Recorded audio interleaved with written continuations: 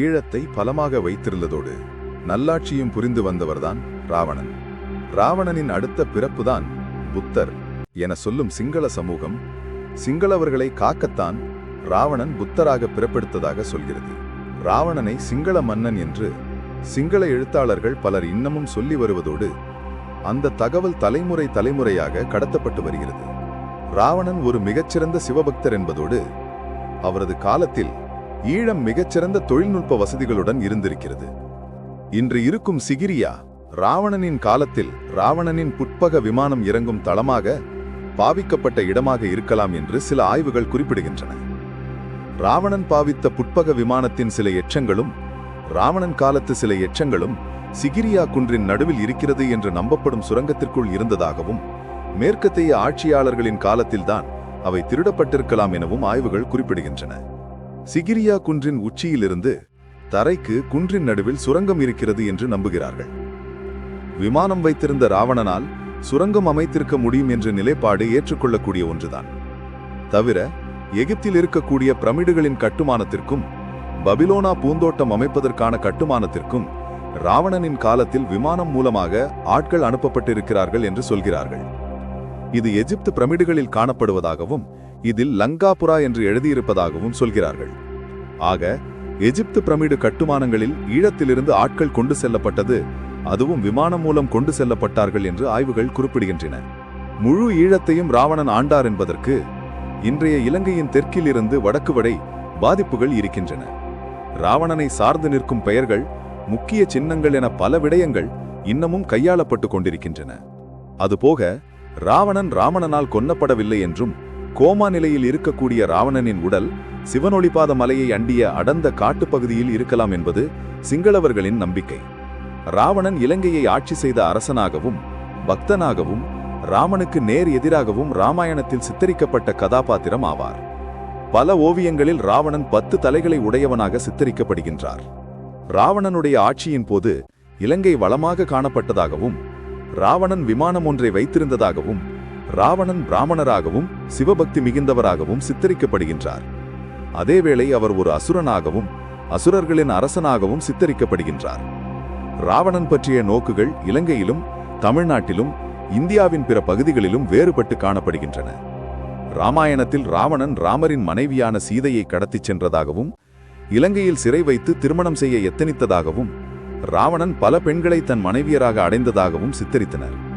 மண்டோதரி, வேதவதி, ரம்பா ஆகியோர் இவர் மனைவியர்கள். ராவணனின் தந்தை வைக்சரவ மகரிஷி ஆவார்.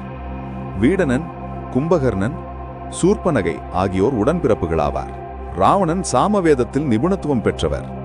இவர் தனது கை நரம்புகளால் சாமகானம் பாடி சிவனை மகிழ்வித்ததாகவும் ராமாயணம் கூறுகிறது. இவர் மிகச்சிறந்த சிவபக்தர்.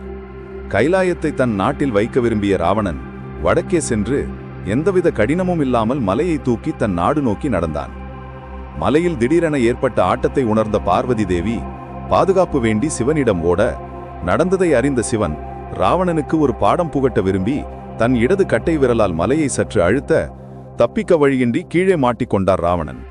ஆனால் சிவபக்தர்களுக்கு தெரியும் சிவனை எப்படி வழிக்கு கொண்டு வருவது என்று. தன் தொடை நரம்பினால் வீணை போன்ற ஏற்பாடு செய்து சாமவேத பாடல்களை பாட மனம் இறங்கினார் சிவபெருமான். ராவணனை செல்ல அனுமதித்தார். ராவணன் நீர்வீழ்ச்சி இலங்கையின் ஊவா மாகாணத்தில் கிரிந்தி ஆற்றில் அமைந்துள்ள ஒரு நீர்வீழ்ச்சியாகும். இது எல்லை வெள்ளவாயா பெருந்தேரகுக்கு அருகே அமைந்துள்ளது. பாதையில் இருந்தபடியே இதனை பார்வையிட முடியும். இதன் நீர் ஊற்று வேவதன்னே மேட்டுநில காடாகும். நீர்வீழ்ச்சி 3 படிநிலைகளில் பாய்கிறது. முக்கிய பாய்ச்சல் நீர் 9 மீட்டர் மட்டுமே ஆகும். நீர்வீழ்ச்சி சுண்ணாம்புக்கல் பாறையில் அமைந்துள்ளது. எனவே பாறை அரிப்பு துரிதம் நடைபெறுகிறது. மானசரோவர் ஏரி கைலை மலையில் உள்ள நன்னீர் ஏரி என்று உலகத்தில் ஏரியே மிக உயர்ந்து இருக்கக்கூடிய நன்னீர் ஏரி என்று கருதப்படுகிறது. இதன் அருகே ராட்சதலம் ஏரியும் உள்ளது. இந்த ராட்சதலம் ஏரியிலிருந்து ராவணன் தவம் புரிந்ததாக ஒரு கதை உள்ளது. ராவணன் நீர்வீழ்ச்சி ராமாயணத்தோடு தொடர்புடையதாக நம்பப்படுகிறது. நீர்வீழ்ச்சிக்கு பின்னால் இருக்கும் குகையில் சீதையை ராவணன் மறைத்து வைத்திருந்தார் என்பது தொன்மையான நம்பிக்கையாகும். இந்த பதிவில் ராவணன் காலத்து ஆலயங்கள், ராவணனின் வேறு சில வரலாற்று எச்சங்கள் சிலவற்றை பார்க்கலாம். ராவணன் காலத்து ஆலயங்கள் என்று கூறினாலும் அவை ராவணனால் கட்டப்பட்டன என்று பொருள் இல்லை. விஜயனின் வருகைக்கு முன்னரே இலங்கையில் இருந்த சைவாலயங்கள் என்று இவற்றை கூறலாம். விஜயனின் வருகைக்கு முன்னரே இலங்கையில் வாழ்ந்த இயக்கர் நாகரின் ஆட்சியில் அக்காலத்து மன்னர்களால் இக்கோவில் கட்டப்பட்டதாக கூறப்படுகிறது. வித்துசேசன் 29 வருடங்களும் 3 மாதங்களும் இலங்கையை ஆண்டான். இவனுக்கு பின் இவனது மகன் சுகேசன் என்பவன் மணிபுரம் என்னும் கதிரவன் மலையை தலைநகராக்கி இலங்கையை ஆட்சி புரிந்தான். ஆதிகாலத்தில் மயனால் கட்டப்பட்ட திருக்கேத்தீஸ்வரம், முனீஸ்வரம், சிகிரியா குன்றமானது 6ஆம் நூற்றாண்டில் ஆட்சி செய்த காசியப்பனால் அமைக்கப்பட்டதிருப்பினும் ராவணன் இறுதியாக ஆட்சி செய்த இடம் சிகிரியா. ராவணனின் மறைவுக்கு பின்னர் ஆட்சி பொறுப்பை பெற்றுக்கொண்ட விபீஷணன் தனது தலைநகரத்தை சிகிரியாவிலிருந்து கலனைக்கு மாற்றினான். இன்றும் கலனியில் உள்ள ஒரு விகாரையில் விபீஷணனின் சிலை வைக்கப்பட்டுள்ளது. இந்த விடயங்கள் ராவணனின் ஓலைச்சுவடியில் காணப்படுகின்றன. இலங்கையின் தென்கிழக்கு பகுதியில் கதிர்காமத்தில் உள்ள கதிரை மலை மீது நின்று தென்கடலை நோக்கினால் குடாவடிவிலான கற்சிகரமும் கற்கொடியும் ஒன்று கடற்தளத்தில் மீது தெரிவதனை இன்றும் பார்க்கலாம். இந்த 2 பாடைகளும் ராவணனின் சிறிய கோட்டை பெரிய கோட்டை என்று அழைக்கப்படுகின்றன. மகாவம்சத்தின்படி இலங்கையின் வரலாறு விஜயன் வருகையோடுதான் ஆரம்பிக்கிறது. இருப்பினும் அதற்கு முதலில் இயக்கர் நாகர் என்ற ஆதிக்குடிகள் இலங்கையில் வாழ்ந்ததாக மகாவம்சத்தில் கூறப்படுகின்றது. இவ்வாறு இலங்கையின் ஆதிக்குடிகளாக கருதப்படும் இயக்கர் நாகர் பற்றியும் இவர்களோடு ராவணனுக்கு உள்ள தொடர்புகள் பற்றியும் பல ஐதீகங்கள் பல உள்ளன. இவற்றுக்கு மேலாக இலங்கையானது முதலில் இந்திய துணைக்கண்டத்துடன் முதலில் இணைந்தே இருந்தது. பின்னர் ஏற்பட்ட ஒரு கடல்கோள் அழிவின் போது நிலத்தின் பல பகுதிகள் நீரில் தாழ்ந்து போக இந்திய துணைக்கண்டத்திலிருந்து இலங்கையானது தனிமையாக்கப்பட்டது என்ற ஒரு ஐதீகம் பலரால் கூறப்படுகின்றது. அதற்கு இன்னும் ஒரு படிமேலாக பைபிளில் கூறப்படுகின்ற நோவா காலத்தில் பூமியில் ஏற்பட்ட பேரழிவும் இந்நிகழ்வுடன் சேர்த்து கூறப்படுகின்றன. இவைகளெல்லாம் வெறும் ஐதீகங்களே தவிர இதற்கு போதுமான ஆதாரங்கள் இருக்கின்றனவா என்பது தெரியவில்லை. புவி நிலப்பரப்பில் பல கண்டங்கள் இருந்தன. அவற்றில் ஒரு கண்டமாக இப்போதைய இந்தியாவும் அதனை அண்டிய நிலப்பரப்புகளும் காணப்பட்டன. இக்கண்டங்களை ஆட்சி செய்தவர்களில் மனு சக்கரவர்த்தி என்பவனும் ஒருவன். இவனுக்கு சமன் என்று ஒரு மகனும் ஈழம் என்று ஒரு மகளும் இருந்தார்கள். மனுவின் பின்னர் இவ்விருவரும் இக்கண்டத்தை ஆண்டு வந்தனர். தென்பகுதியை சமனும் வடபகுதியை ஈழம் என்று அழைக்கப்பட்ட குமரியும் ஆண்டு வந்தனர். குமரி ஆட்சி செய்த பகுதிகளை குமரி கண்டம் என்று அழைக்கப்பட்டு வந்தது. குமரி கண்டத்தில் உள்ள ஒரு நகரில் கன்னியாகிய குமரி ஆட்சி புரிந்தமையால் அந்நகரம் கன்னியாகுமரி என்று அழைக்கப்பட்டது. இக்கன்னியாகுமரி என்னும் பட்டினம் குமரி கண்டத்துக்கு சில காலம் தலைநகராகி விளங்கியது. இந்த குமரி கண்டத்திலேயே இலங்கை நாடு, பாண்டி நாடு, சேர நாடு, சோழ நாடு முதலிய நாடுகள் அடங்குகின்றன. ஈழம் என்னும் அரசி ஆட்சி புரிந்த பகுதியே அவளின் பெயரால் ஈழம் நாடு என்று அழைக்கப்பட்டு காலக்கிரமத்தில் ஈழ நாடாகியது. இடையில் ஏற்பட்ட கடல்கோள்களே ஈழம் நாடு என்று அழைக்கப்பட்ட தற்போதைய இலங்கையை ஏனைய நிலப்பரப்புகளில் இருந்து பிரித்துவிட்டன. இக்கடல் கோள்களினால் நிலப்பரப்பு மாத்திரமன்றி வரலாற்று சான்றுகள் எல்லாம் சமுத்திரத்துள் ஆழ்ந்துவிட்டது. சமன் ஆண்ட பிரதேசமும் கடலுள் அமிழ்ந்துவிட்டது. மிகுதியான நிலப்பரப்பு பாரத கண்டம், இலங்கை முதலிய பல தேசங்களாக பிரிந்தது.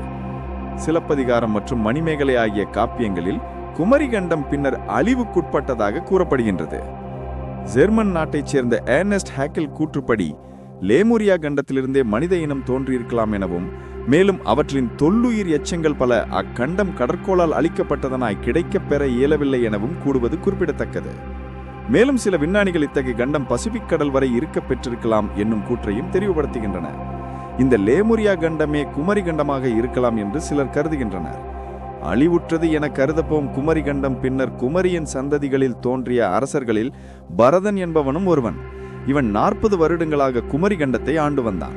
இவனின் ஆட்சியில் இக்கண்டம் செழிப்பாக சிறப்புற்று விளங்கியமையால் பின்னாளில் இக்கண்டத்துக்கு பரத கண்டம் என்று வழங்கப்பட்டது.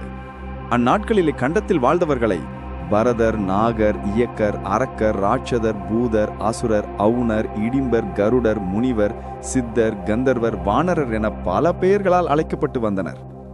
ராமாயணத்தில் வாலி, சுக்ரீவன் என்னும் வீரர்கள் மேற்கூறப்பட்ட வானர வகுப்பை சேர்ந்தவர்கள் என கூறப்பட்டுள்ளது. இலங்கையின் வேந்தனாக கூறப்படும் ராவணனும் அவனை சார்ந்தவர்களையும் இயக்கர் நாகர் என்ற பூர்வீக குடிகள் உடன் குடியேற்றவாசிகளான ஆரியர்களுக்கு பகை இருந்ததால் ராவணனையும் அவனை சார்ந்தோரும் அவ்வாறு தீயவர்களாக சித்தரிக்கப்பட்டுள்ளது என்பது சிலருடைய கருத்து. ராவணன் சிவபக்தன், சமய வழிபாடுகளில் அக்கறை உள்ளவன் என்பதை ராமாயணம் கூறியுள்ள போதிலும் அக்காலத்தில் தென்னிந்தியாவிலும் இலங்கையிலும் வாழ்ந்த இயக்கர் நாகர் போன்ற பூர்வீக குடிகளுடன் குடியேற்றவாசிகளான ஆரியர்களுக்கு பகை இருந்ததால் ராவணனையும் அவனை சார்ந்தோரும் அவ்வாறு தீயவர்களாக சித்தரிக்கப்பட்டுள்ளது என்பது சிலருடைய கருத்து. உண்மையில் அவ்வாறு இல்லை என்று கூறுகிறார்கள். இலங்கையின் ஆதிக்குடிகளான முக்கியமாக பேசப்படுகின்ற இயக்கர் நாகரின் ஆட்சிகள் பற்றி பார்ப்போமேயானால் திரிகோணமலை, இலங்காபுரம், சிங்கநகர், பணிபுரம், திருக்கோயில், முருகன்துறை, கல்யாணி ஆகிய இடங்களை தலைநகராக கொண்டு பல மன்னர்கள் ஆட்சி செய்ததாக வரலாற்று நூல்களில் கூறப்படுகின்றது. அவற்றில் முக்கியமானவனான ராவணன் ஆட்சி அக்காலத்து நாகர் பரம்பரையில் வந்த கைகேகி என்னும் தமிழ் அரசு குமரி வஜ்ரவாகுவை கூடி ராவணன், கும்பகூரணன், விபீஷணன் புதல்வர்களையும் சூர்பனகை என்ற புத்திரகையும் பெற்றார். இப்பெயர்கள் இவர்களின் பகைவர்களால் அழைக்கப்பட்டு பிரபல்யமடைந்த பெயர்களாகும். ஆனால் இவர்களின் பிள்ளை பெயர்கள் முறையே சிவதாசன், பரமன், பசுபதி, உமையம்மை என்பன ஆகும். சிவதாசனே ராவணன் என்றும், பரமனே கும்பகூரணன் என்றும், பசுபதியே விபீஷணன் என்றும், உமையம்மையே சூர்பனகை என்றும் அழைக்கப்பட்டனர். இலங்கையின் ஆட்சி உரிமையை பெறுவதற்கு ராவணன் தனது தமையனாகிய குபேரனுடன் யுத்தம் செய்தான். குபேரன் என்பவன் ராவணனின் தந்தையாகிய வஜ்ரவாகுவின் நாகர் ஜாதியை சேர்ந்த இன்னொரு மனைவியின் மகன். தம்பியுடன் யுத்தம் செய்வது முறையன்றி என குபேரன் எண்ணியதால் ஆட்சி பொறுப்பை ராவணனிடமே ஒப்படைத்துவிட்டு தான் அழகாபுரியை ஆட்சி செய்தான். அக்காலத்தில் குபேரனின் ஆட்சியில் இயக்கர்கள் அதிகமாக வாழ்ந்தார்கள். குபேரனுக்கு பின்னர் ராவணன் இலங்கை முழுவதற்கும் அரசனாகிய இலங்காபுரத்தை தலைநகராக கொண்டு ஆண்டு வந்தான். ராவணன் மண்டோதரியை திருமணம் செய்தான். மண்டோதரியும் கற்பில் சிறந்தவளாக விளங்கினாள். இவள் இந்திரஜித், அதிசகாயன் ஆகிய திறமைமிக்க புத்திரர்களை பெற்றெடுத்தார். மேலும் இது போன்ற வீடியோக்களுக்கு சப்ஸ்கிரைப் செய்யவும்.